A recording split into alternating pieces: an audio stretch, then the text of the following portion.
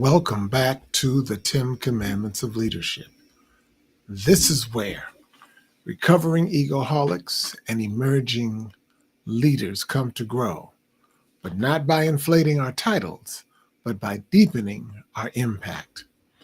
I'm your host, Tim Allston, the world's first publicly acknowledged recovering egoholic. When you and I think of Dr. Martin Luther King Jr.'s legacy, most people recall towering names like Dr. Ralph David Abernathy and the Reverend Jesse Jackson Sr., but few recognize the bridge builder who helped turn dreams into deals, marches into meetings, and speeches into strategies. That man was Andrew Young, pastor, civil rights organizer, and later U.S. congressman, later UN ambassador, later Atlanta's 55th mayor, and the co-chair of the 1996 Summer Olympics in Atlanta. Yet, as MSNBC TV's recent documentary, Andrew Young, The Dirty Work, reminded us, Young's superpower wasn't in his charisma or his fame. It was in his willingness to serve where others wouldn't.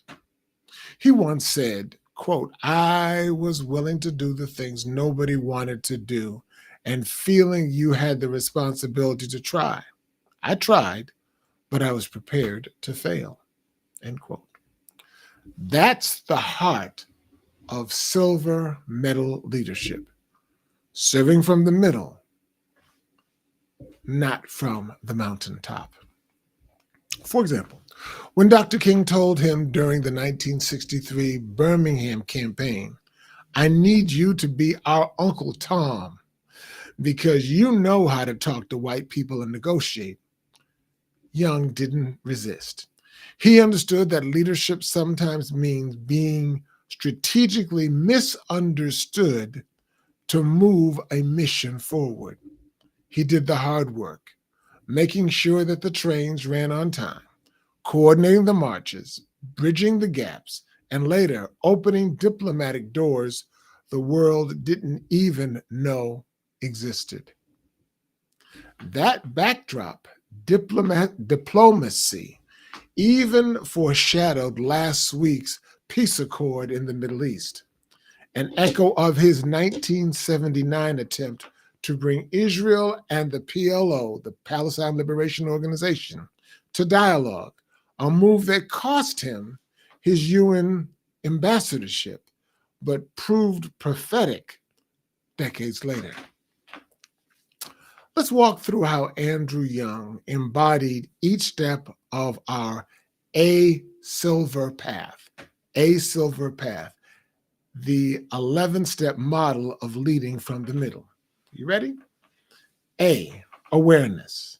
He knew his role wasn't to outshine King, but to support and strategize. S, step back and allow time and circumstances to elevate you. Young patiently allowed time and circumstances to elevate him, from preacher to politician to international diplomat. I, identify opportunities where others only see problems. Where others saw dead ends, he saw doorways, especially in diplomacy as well as in urban renewal. L, lean not to your own understanding. He sought counsel constantly from elders, peers, and even his opponents. V, validate those above you and below you. Young honored his superiors like King, but also empowered young activists and staff. E, elude self-promotion. While others sought the microphones, Andrew Young preferred the mission. R, ready or get ready your successors. His mentoring helped inspire a generation of Black mayors, ambassadors, and legislators. P, patience. He waited decades for recognition, content with impact over attention. Say it again. He waited decades for recognition and was content with impact over attention. A, attitude. His optimism, rooted in faith and focus, shaped his leadership style. T, teachability. He remained a lifelong student, learning from King, Jimmy Carter, and even his critics. And finally, H, humility. A humble confidence. Get that? A humble confidence marked every stage of his journey.